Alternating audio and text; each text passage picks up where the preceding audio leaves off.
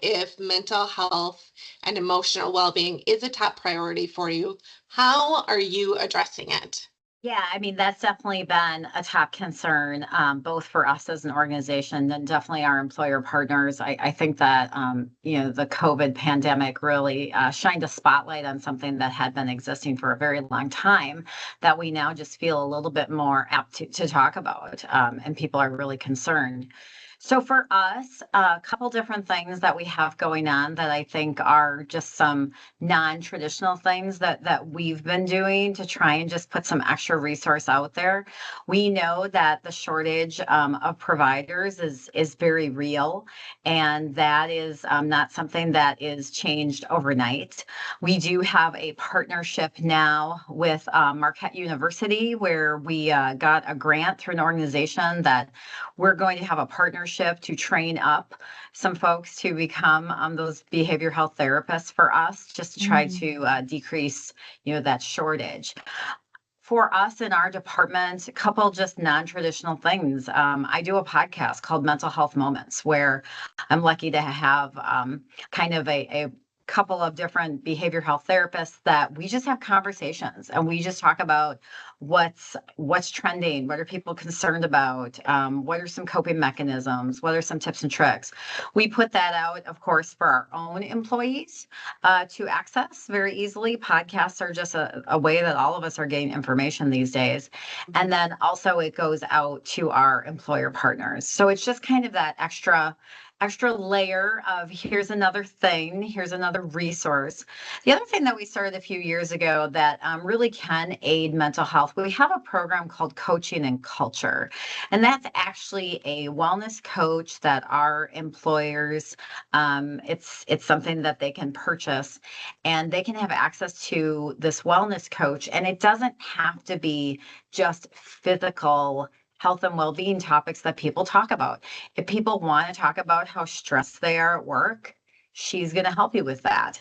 If you want to talk about how your work is burning you out, she can help you with that. So it's something just a little bit different than thinking about that traditional have a therapist, get people to EAP type of thing, but also kind of reduces then the stigma of people that don't feel comfortable necessarily reaching out, to a counselor or to EAP services. So just a couple of things that we've been working on. I'd be happy to share. I think at Kohler, we have been fortunate to be on this journey since 2019. We actually started with a consultant. Many of you know Medi Spees. She leads A World Without Suicide. And we partnered with Medi in 2019. So we were a year ahead of the pandemic, but boy, did that hit hard. But it really started with developing protocols and guidelines for everyone to follow. We have such a diverse population between our admin, manufacturing, and hospitality that while we still do programming that really can hit different pockets of the population and meet them where they're at, making sure that you have a baseline as far as what are your protocols, how are they embedded with your safety team, your security team, right? Because otherwise all of these departments have their own set of rules. And so when they come across someone that's going through a mental health crisis, they might not be leading with empathy and looking at it from a mental health perspective. They may be looking at it simply from a safety and a security perspective. Now, those things are still important, but how do they all live together? And I truly believe that starts with your protocols and guidelines. So we started that in 2019. We actually just redid it this last year. It took us about a year and a half.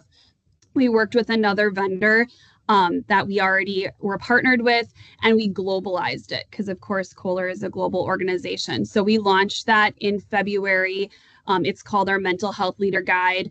And we also did podcasts. So we had leaders that did different podcasts. We had 4 quarterly podcasts that were launching throughout the year.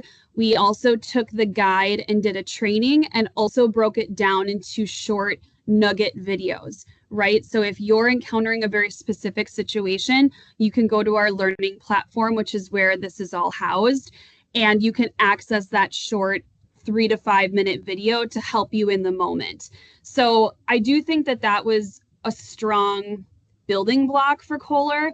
And I know I've spoken at length with WCWI on the varying ways that Kohler has supported mental health. So I could talk about this all day. But that really was the big building block for us. And I encourage all organizations to start at that point rather than just, adding a training in during the year, which is still very important and valuable. But how do you build the building blocks first and then go up from there?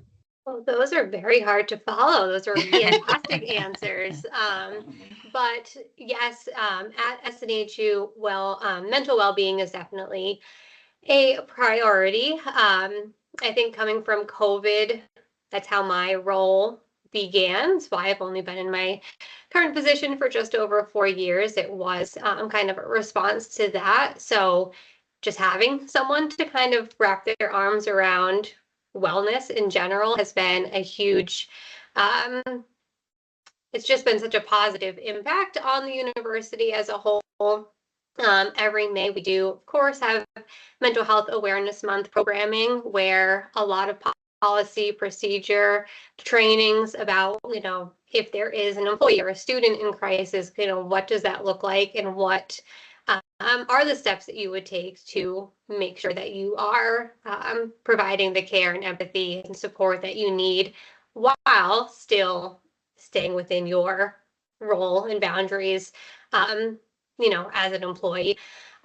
We've also rolled out Wellbeing time, which is just kind of an additional PTO kind of incentive, but just kind of giving that, it's almost like giving permission for people just to take some time for themselves. I think just labeling it something different can just like a mental shift where it's like, no, I just need a day for me. It's not PTO, it's not sick time, but it really is just a well-being day for me. So we rolled that out last year, and I think that had a huge impact as well. And just some coffee chats. So a little less structured from a podcast for staff, but just having a very casual coffee chat around mental health and different wellness topics. In May, it was solely focused on mental health and just, there was no licensed professionals, but we had 200 employees show up. And it was just super engaging conversations, definitely offered a lot of validation for just common things that people are going through. So just holding that space for staff, I think, was so valuable in so many ways. Just doing that one small initiative, I've gotten so much positive feedback. But I think people just want to share their own stories and experiences and talk to their peers and not have it always be so clinical, but just having those spaces for staff. So always trying to find new ways, but those are some of the things that come to mind. Thank you. That's a really nice blend of strategy and unique initiatives, and kind of listening to the needs of your population, right? And being able to shift and move as needed.